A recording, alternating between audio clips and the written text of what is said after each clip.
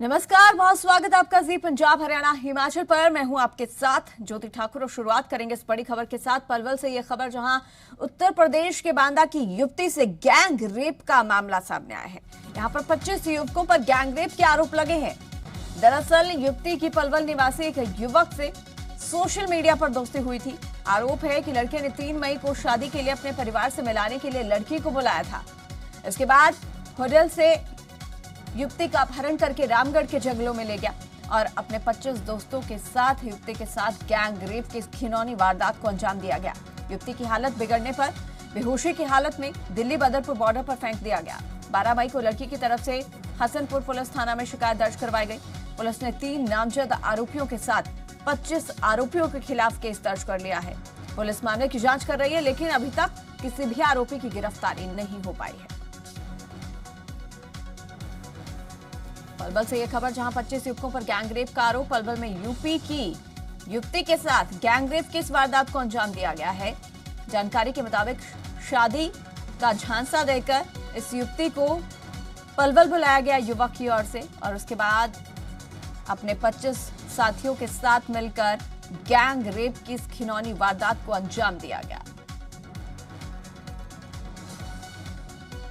और इसी खबर पर ज्यादा जानकारी के साथ संवाददाता अनमोल गुलाटी हमारे साथ जुड़ गए हैं पलवल से। अनमोल, फिलहाल क्या कुछ जानकारी मिल पा रही है इस खबर को लेकर? क्या कुछ अपडेट है? कौन है वो 25 युवक, उनके बारे में कोई जानकारी? जी बिल्कुल, साफ तौर पे अगर बात की जाए तो युवती की अगर बात की जाए तो युवती यूपी की बांदा जिले की और साफ तौर पे जो आरोपी जिसके ऊपर आरोप लग रहे हैं युवती की माने तो उनका कहना है कि फेसबुक पर दोस्ती हुई थी, अपने परिवार वालों से, पारिवारिक मेंबर्स से मिलवाने के लिए बुलाया गया था और उसके बाद 25 अपने दोस्तों के साथ, साथियों के साथ जो किया है इस घिनौने जुर्म को जो किया वो जो किया है इस अपराध जो किया उसके द्वारा किया गया। और साथ ही जो कि बात की जाए इस वक्त पुलिस द्वारा केस दर्ज कर लिया गया और कहीं ना कहीं इंफॉर्मेशन ये भी मिलती नजर आ रही है, अपडेट ये भी है कि एक अपराधी को रात 10 बजे जो किया है वो हसनपुर थाने के अंदर गिरफ्तार भी किया गया और जिसको आज पेश किया जाएगा।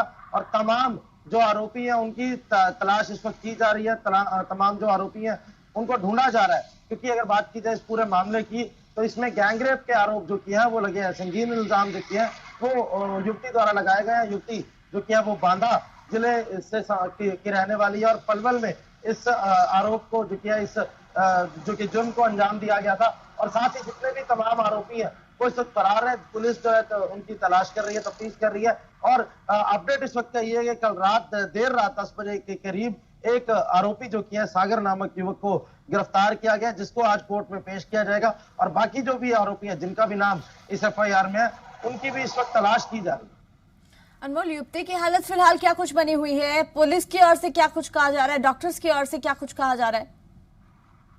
जी बिल्कुल, अगर युवती की हालत की बात की जाए तो जिस तरह से 3 तारीख को ये रेप की घटना हुई थी और उसके बाद 12 तारीख को युवती द्वारा कंप्लेंट की गई थी, तो 3 से लेकर 12 तक जो की है वो पहले युवती द्वारा अपनी हालत जो की है वो ठीक की गई। युवती द्वारा जितनी भी जो कंडीशन थी, क्योंकि चलने फिरने की कंडीशन में युवती द्वारा कहा गया कि वो नहीं थी। उसके बाद 12 तारीख तक जब वो चलने फिरने की कंडीशन में आई, जब हेल्थ कंडीशन जो किया वो कुछ बेटर हुई, तो उसके बाद जाकर उनके द्वारा युवती द्वारा जो कि कंप्लेंट पुलिस में दी गई और कंप्लेंट करने के बाद जो किया पुलिस अब एक्टिव नजर आ रही है। लेकिन साथ ही बात की जाए युवती की तो हालत कहीं ना कहीं जरूर स्टेबल है।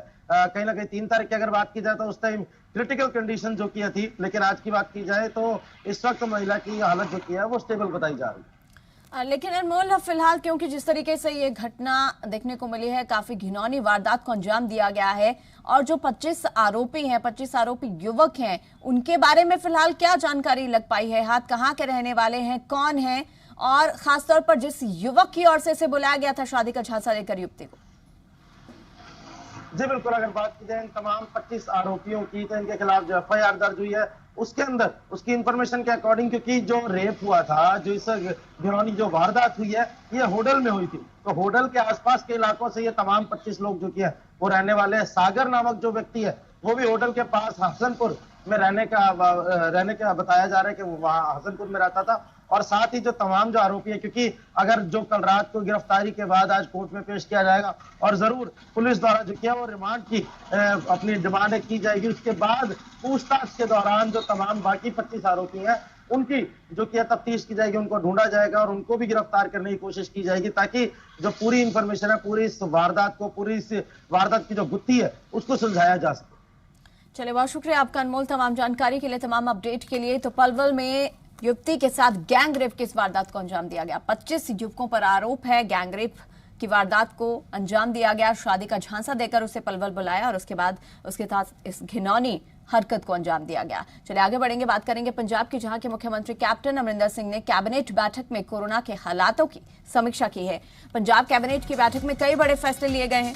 कैबिनेट बैठक में आज से हेल्थ केयर वर्कर्स और गंभीर बीमारियों से ग्रस्त मरीजों के परिवार के वैक्सीनेशन को मंजूरी दी गई है। पंजाब में कोविड महामारी को देखते हुए सरकार ने 192 डॉक्टर्स को नियुक्ति पत्र सौंपे हैं। वैक्सीन की उपलब्धता सुनिश्चित करने के लिए ग्लोबल टेंडर कराने का फैसला लिया गया है। औद्योगिक श्रमिकों के लिए कोवैक्सीन को खरीद को मंजूरी दी गई है। कोरोना काल में नुकसान झेल रहे श्रमिकों को 3,000 रुपए का भत्ता देने का भी फैसला लिया गया है। पंजाब पुलिस गरीब, कोविड मरीजों और कर्फ्यू के दौरान घर से नहीं निकल पा रहे लोगों का भोजन भी मुहैया करवाएगी। मुख्यमंत्री ने इसके लिए 181 और 112 हेल्पलाइन नंबर भी जारी किया है।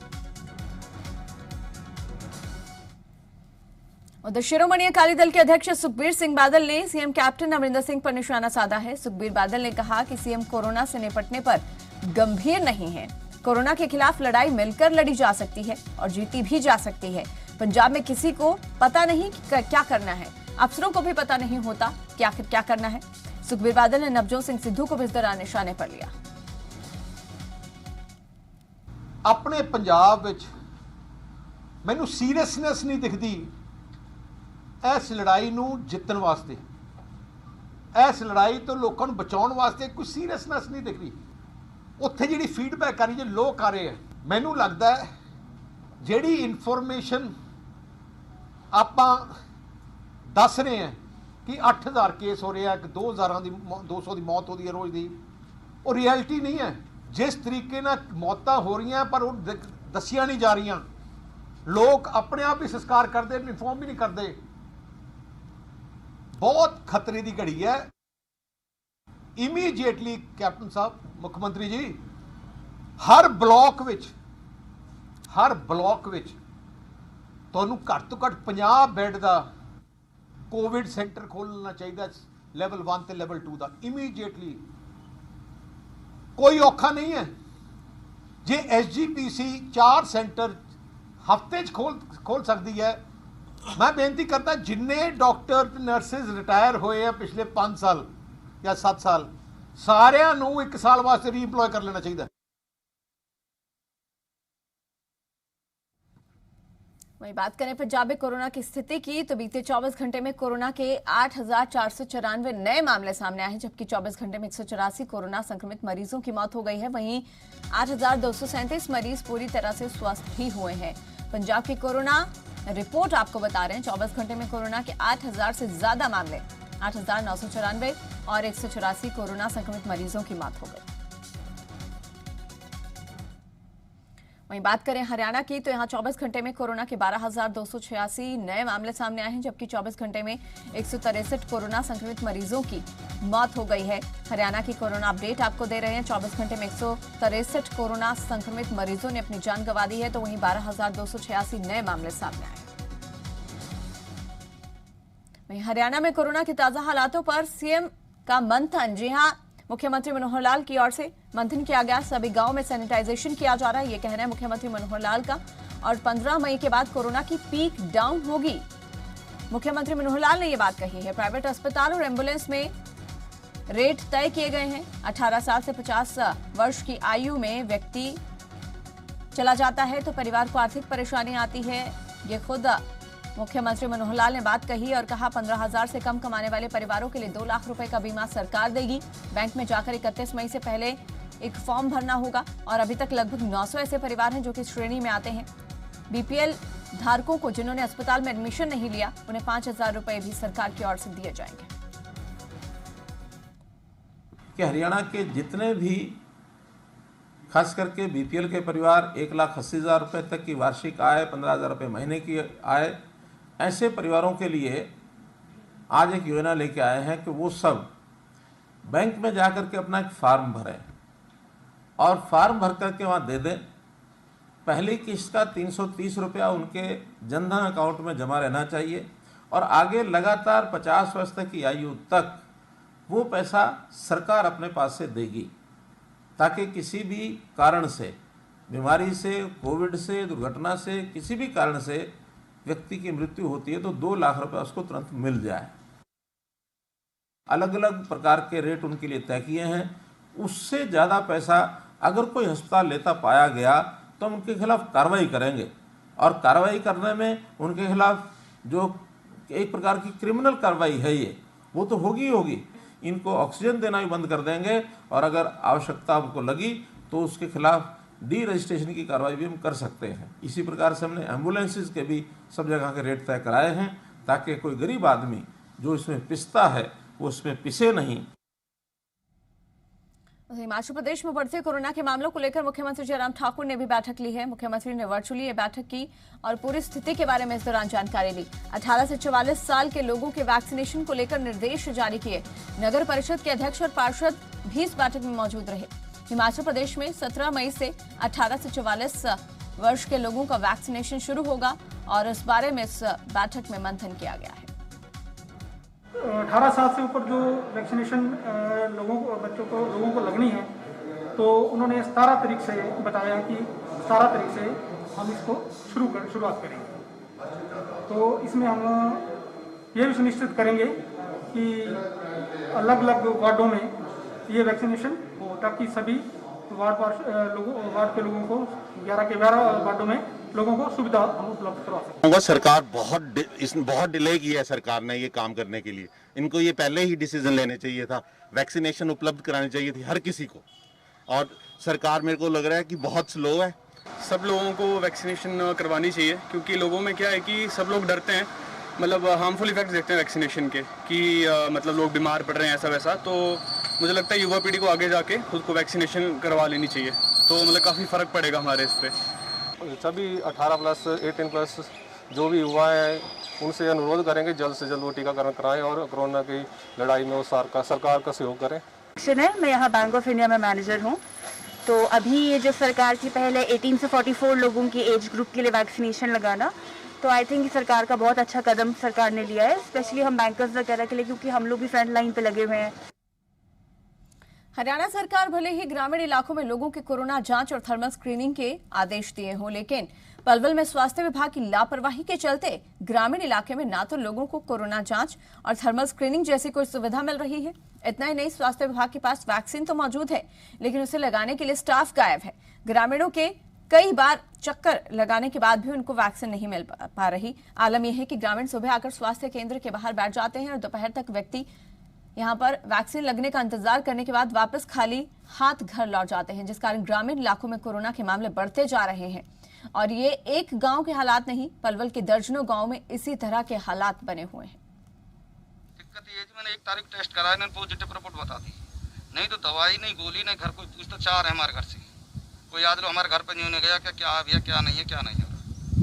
और बड़ी परेशानी हम ही नहीं है, गाँव में बहुत लोग हैं जी ऐसे जो परे। हॉस्पिटल पे कभी आए तो डॉक्टर नहीं मिले। प्रॉब्लम्स ये आ रही है कि यहाँ पे कोई भी टेस्टिंग नहीं हो पा रही है। अगर इमरजेंसी कोई पेशेंट आ जाता है यहाँ पे कहने लगता है कि टेस्टिंग कराओ, तो ये 4th क्लास को उठा के सिक्योरिटी वाले को बोल देते हैं कि टेस्ट ले ले, क्योंकि यहाँ पे कोई भी लैब टेक्नीशियन नहीं है, जिसकी वजह से टेस्टिंग नहीं हो पा रही है। और दूसरा वैक्सीनेशन के लिए यहाँ पे वैक्सीन आई हुई है, परंतु नर्स नहीं आ पा रही है कोई भी टाइम से जो वैक्सीन लगा सके। अब भी सब 12 बज चुके हैं, अभी तक कोई भी नर्स नहीं आई हुई। सैम्पलिंग रुकी नहीं है किसी भी हाल में, ना ही सैम्पलिंग रुकी है ना ही वैक्सीनेशन रुका है। वैक्सीनेशन भी हम करवा रहे हैं अपने हेल्थ वर्कर से, और हम लोग सैम्पलिंग भी करवा रहे हैं timely every day. Firozpur rail division के करीब 9000 कर्मचारी वैक्सीन की डोज लगवा चुके हैं। बाकी के कर्मचारियों को भी जल्दी वैक्सीन लगेगी। पूरे रेल डिवीजन में 18 जगह वैक्सीन ड्राइव चल रही है। फिरोजपुर रेल डिवीजन के फिरोजपुर अस्पताल में 25 बेड का कोरोना वार्ड भी बनाया गया है, जिसमें 25 के 25 बेड ऑक्सीजन के साथ जुड़े हुए हैं और रेल डिवीजन के पास है। इससे बचाव के लिए आइसोलेशन सेंटर तो बहुत जगह खुले हुए हैं, और हमने सबसे लेटेस्ट 25 बेड का कोविड वार्ड फिरोजपुर के मंडल चिकित्सालय में खुला है। ये 25 जो बिस्तर हैं, इन 25 के 25 बिस्तर में ऑक्सीजन की सुविधा उपलब्ध है, जो कि जंबो सिलेंडर के माध्यम से उनको दी जाती है और इसमें हमें राज्य सरकार से रीफिलिंग में पूरा सहयोग मिल रहा है। देश भर में आज ईद का त्योहार मनाया जा रहा है। सुबह कई मस्जिदों में ईद उल फितर की नमाज पढ़ी गई और इस दौरान मस्जिदों में भारी संख्या में लोगों की भीड़ भी देखी गई। ईद की नमाज के दौरान कई मस्जिदों में कोरोना के नियमों का पालन नहीं किया गया। ये तस्वीरें पंजाब के अमृतसर की आपको दिखा रहे हैं, जहां पर नमाज अता करने के दौरान सोशल डिस्टेंसिंग को पूरी तरह से उसकी अनदेखी हुई। इतना ही नहीं, लोग यहां पर बिना मास्क के भी घूमते हुए नजर आए। ऐसे में जी पंजाब हरियाणा हिमाचल आपसे अपील करता है कि ईद का जश्न अपने घर में और परिवार के साथ मनाएं और भीड़ भाड़ वाले जगहों से दूर रहें। कोरोना प्रोटोकॉल का पूरी तरह से पालन किया जाए।